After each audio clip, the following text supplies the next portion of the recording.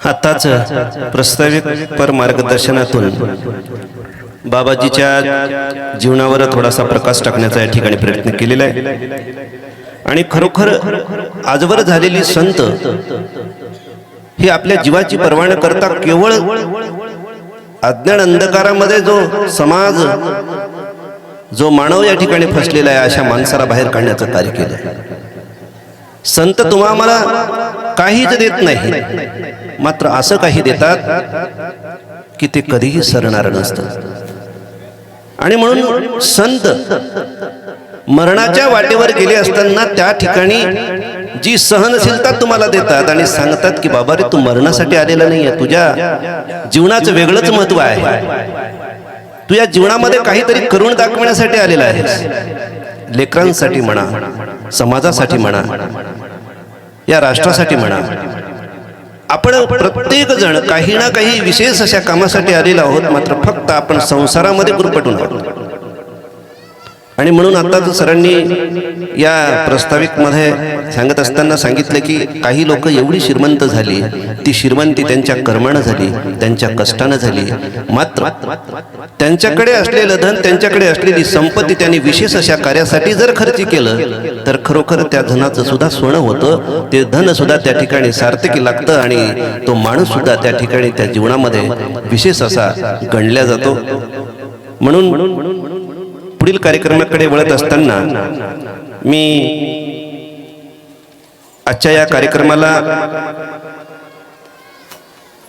प्रत्येकच कार्यक्रमाला तशा त्या आवर्जून असतात, आमच्या ताई महानंदा ढोले चिचोरडी यांना विनंती आहे, महिला शक्तीपैकी त्यांना ही संधी देण्यात आली आहे। अवघ्या 5 मिनिटांमध्ये ताईंनी आपलं मार्गदर्शन या ठिकाणी करायचं आहे। तत्पूर्वी एक छोटा सत्कार या ठिकाणी आपल्याला करून घ्यायचा आहे गावाच्या वतीने। खरोखर शिवणी येथील सर्वच सद्भक्त मंडळी, संपूर्ण गाव एकवटून पूर्ण या वर्षीचा कार्यक्रम अतिशय सुंदर असा त्यांनी आपल्या आर्थिक सहकार्यातून, कोणी अन्नदानाच्या माध्यमातून खूप मोठं असं सहकार्य करून उभारणी केली। आणि म्हणून सर्व गावकऱ्यांचं पुन्हा पुन्हा मी शब्दसमानानं स्वागत करतो। त्याचबरोबर याच दानाबरोबर काही विशेष अशा व्यक्तींनी या ठिकाणी दान केलेलं आहे, म्हणून अशा दानशूर व्यक्तींचा सत्कार या ठिकाणी दादाच्या हस्ते व्हावा अशी या ठिकाणी इच्छा व्यक्त केली। आणि म्हणून त्याचबरोबर प्रसाद रूपी देणगी ज्यांनी बुंदीच्या माध्यमातून या ठिकाणी दिलेले आहे असे सौ लक्ष्मीबाई दुडुळे सरपंच यांचा सुद्धा सत्कार 50 किलो बुंदी या मायमाऊलीने दिलेली आहे आजच्या या सत्संगासाठी। म्हणून त्यांचा विशेष असा सत्कार दादांच्या हस्ते या ठिकाणी करायचा आहे। त्याचबरोबर गोविंद नारायण कराळे यांनी सुद्धा 25 किलो बुंदी आजच्या या आध्यात्मिक सत्संगासाठी दिली, त्यांचा सुद्धा सत्कार दादांच्या हस्ते शाल आणि श्रीफळ देऊन या ठिकाणी होईल। त्याचबरोबर बळीराम विठ्ठल वानोळे यांनी सुद्धा 25 किलो बुंदी असं अन्नदान या ठिकाणी केलेलं आहे, महाप्रसाद या ठिकाणी दिलेला आहे, म्हणून त्यांचा सुद्धा सत्कार दादांच्या हस्ते या ठिकाणी करायचं आहे। त्यांना सुद्धा विनंती आहे, आपण सुद्धा स्टेजकडे या ठिकाणी यावं। गोविंद नारायण कराळे, त्याचबरोबर बळीराम विठ्ठल वानोळे यांना सुद्धा विनंती आहे, कृपया थोडंसं लवकर या, पुढील कार्यक्रमाला आपल्याला थोडंसं वेळ होतोय। त्याचबरोबर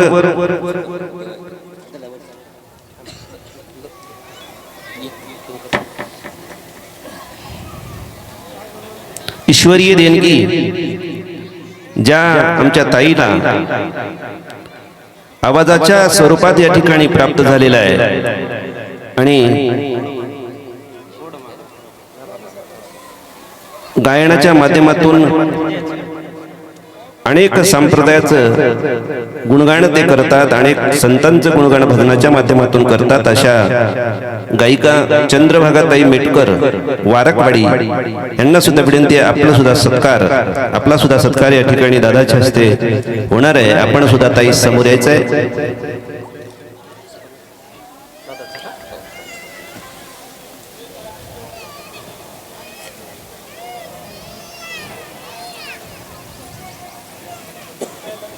चंद्रभागाताई मेटकर वारकवाडी ताईला विनंती आहे, कृपया आपण सुद्धा समोर यावं. आपला सुद्धा सत्कार दादांच्या हस्ते या ठिकाणी होईल.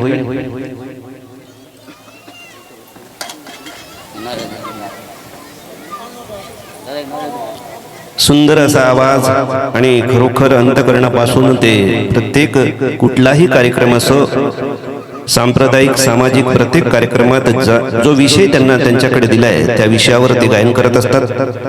म्हणून मागच्या 2 वर्षापासून शिवणे येथे त्यांनी सेवा देत आहेत आणि म्हणून त्यांचा सत्कार दादांच्या हस्ते. खरं तर मागच्या वर्षी आम्हाला सत्कार करायचा होता, थोडंसं कारणामुळे होऊ शकलं नाही आणि यावर्षी मात्र ती संधी ताईंना मिळाली आहे. धन्यवाद ताई.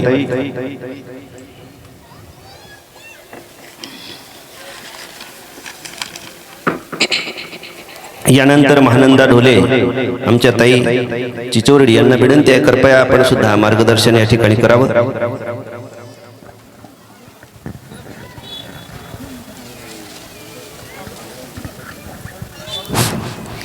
श्री श्री संत परमहंस फुलाजी बाबांना कोटी कोटी दंडवत.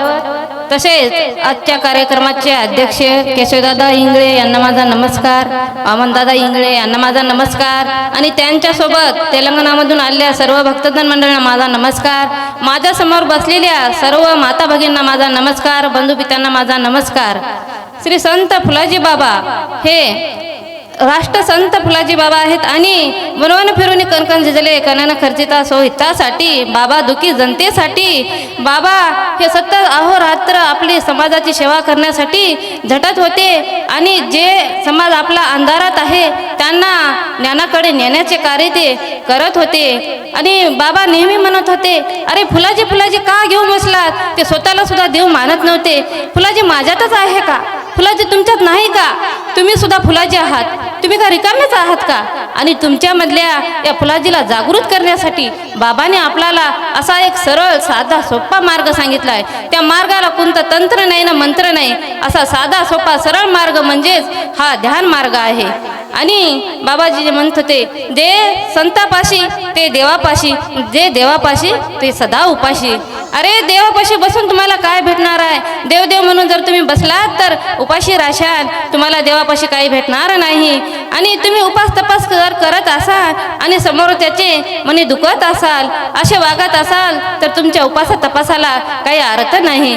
बाबाजी म्हणत होते, दे रे हरी, पलंगावरी हरी तुम्हाला देणार नाही. त्यासाठी तुम्हाला कष्ट करावे लागतात आणि त्या कष्टाचे फळ तुम्हाला ईश्वर दिल्याशिवाय राहणार नाही, असे बाबाजी नेहमी सांगत होते. आणि संत आपल्याला उपदेश करतात, मायापो देव हा सजीवामध्ये आहे, देव हा तुम्हा सर्वांमध्ये आहे. त्यासाठी आपल्याला मानवातल्या देवाला पायाचं आहे. भुकेल्यांना अन्न द्यायचं, ताणल्याला पाणी द्यायचं, निवारा नसलं त्यांना निवारा द्यायचा, वस्त्र नसलं त्यांना वस्त्र द्यायचं. खरा देव हा मानवात आहे असे प्रत्येक संत आपल्याला सांगत असतात. आणि प्रत्येक व्यक्तीला आपल्या कुटुंबाचा अभिमान असला पाहिजे. बरेच व्यक्ती कुटुंबात असे असतात की आपल्या घरातली मुलं मुली कसे वागतात, काय करतात, कुणासोबत असतात याचे भान नसते. आणि प्रत्येक जणांना आपल्या कुटुंबाचा अभिमान असला पाहिजे, म्हणजेच आपल्या कुटुंबाकडे कुणी वाईट बोट दाखवणार नाही, असे सुपुत्र आपल्या जन्माला यावे असा अभिमान प्रत्येक जणाला असला पाहिजे. आणि डॉक्टर बाबासाहेब आंबेडकर म्हणतात, तुमच्या मुलाला एवढं शिकवा, एवढं शिकवा, खूप मोठं करा की ते मोठे होऊन वकील डॉक्टर झाला नाही तरी चालेल आणि तो कोणी पदवीवर गेला नाही तरी चालेल, परंतु आपल्या आई वडिलांच्या डोळ्यामधले अश्रू पुसता येतील एवढं तरी त्यांना मोठं करा, असे डॉक्टर बाबासाहेब आंबेडकर सुद्धा सांगतात. आणि संत नेहमी सांगत असतात, बंधू पित्यानो, व्यसनमुक्त व्हा, व्यसनमुक्त व्हा. तरी आपण व्यसनमुक्त होत नाही, दारू पितात. आणि प्रत्येक व्यक्ती, बरेच जण शिक्षणापासून वंचित राहिले आहेत, त्यांनी शिक्षण सोडलेलं आहे, कोणी व्यक्तीने नोकरी सोडलेल्या आहेत, काही जणांच्या जमिनी बर्बाद झालेल्या आहेत. या व्यसनामुळे काही जणांचे कुटुंब उद्ध्वस्त झालेले आहेत आणि कोणी दारू पिऊन स्वतःची हत्या करते तर कुणी आपल्या पत्नीची हत्या करते. आणि आपण व्यसनमुक्त झालं पाहिजे. आपण म्हणतो की ही दारू एक नशा आहे आणि ही दारू सुटतच नाही. मायापण नशा ही तुम्ही पैसे देऊन दारू पिता, रातभर नशा राहते आणि सकाळी उतरून जाते. तुम्हाला नशाच करायची असेल तर अशा गोष्टीची नशा करा की ती आयुष्यभर चढत जाईल पण कधी उतरणार नाही, अशी नशा करा. तुम्हाला नशाच करायची असेल तर एखाद्या सत्संगाची नशा करा. तुम्हाला नशाच करायची असेल तर परवेचाराची नशा करा. नशाच करायची असेल तर भजन कीर्तनाची नशा करा. नशा करायची असेल कोण्या व्यवसायाची नशा करा, कामधंद्याची नशा करा. थेंबा थेंबाने तळस असते आणि नाण्या नाण्यानेच पैसा जमा होतो. आणि ईश्वरामध्ये आपण आहोत, आपल्यामध्ये ईश्वर आहे आणि तोच ईश्वर आहे. रंजल्या गांधल्यांची सेवा, दुखी जनतेची सेवा ही ईश्वर सेवा आहे. एवढे बोलून माझे बोलणं थांबिते. जय फुलाजी बाबा.